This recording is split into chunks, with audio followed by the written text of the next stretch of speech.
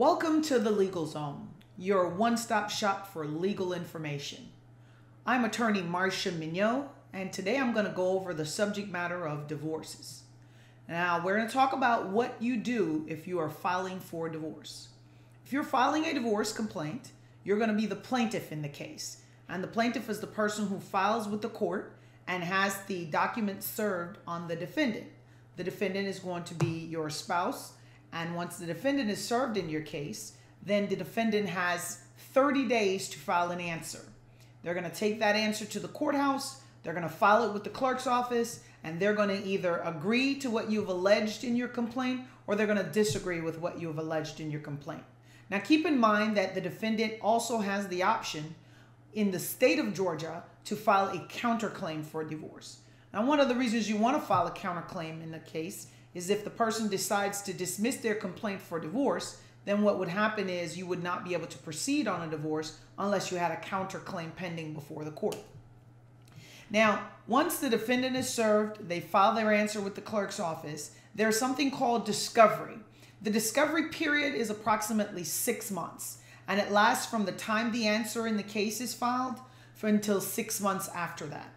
Once the discovery period commences, then the parties are allowed to exchange information.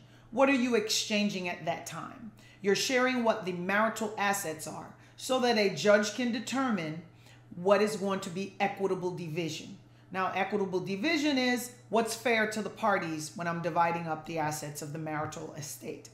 So during that 6-month period, if you have an attorney, your attorney will be communicating with the attorney for the other side, and you're going to share your tax returns, you're going to provide property deeds, you're going to provide loan agreements, you're going to show what your debts are during the time that you've been married, and you're going to tell how many children you have, who wants custody of the children. So the back and forth goes, and you're sharing information so that the judge, once you get to a final calendar, can determine what's in the best interest of the minor children and who should get what assets in the marriage.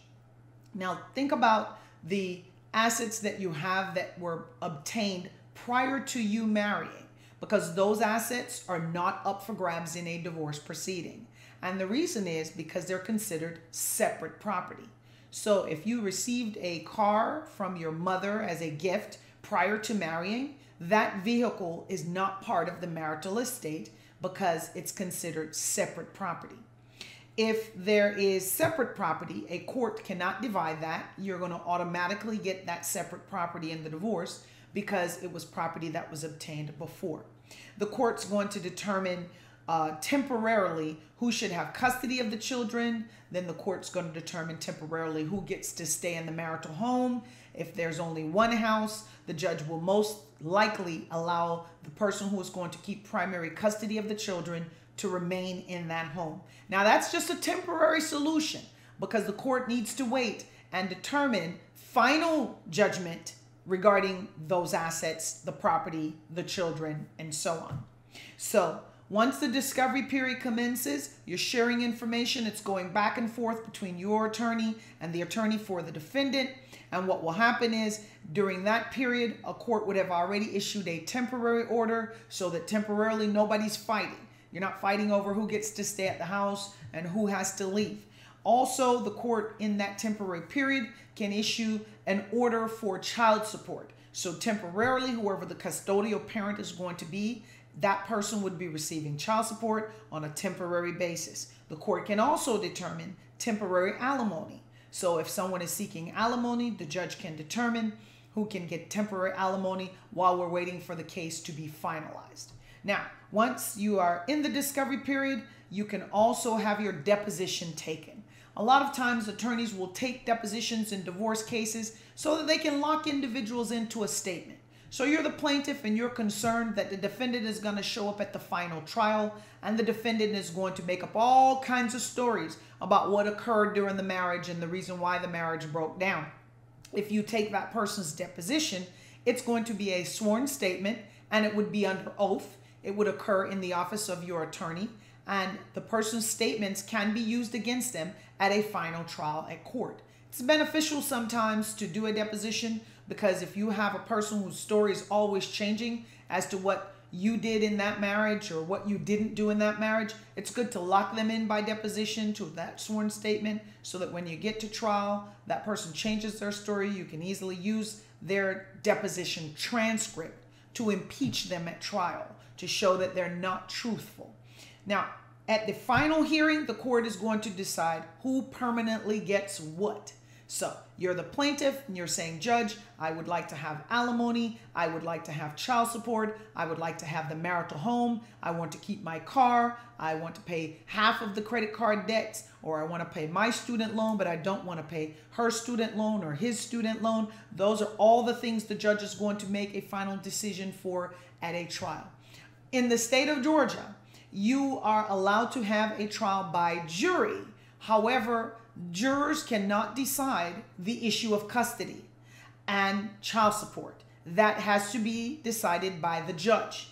So if you have children and you're divorced, you have the option of having a jury decide who gets the house, who gets the car, who gets the property, and then the court will make a final decision regarding who gets primary custody of the children, if there's going to be joint custody of the children, or if there's going to be visitation, what that would look like. Now that makes common sense, because the last thing you want in life is 12 strangers or 6 strangers sitting in a jury box and determining who the children should live with and how much child support should be decided.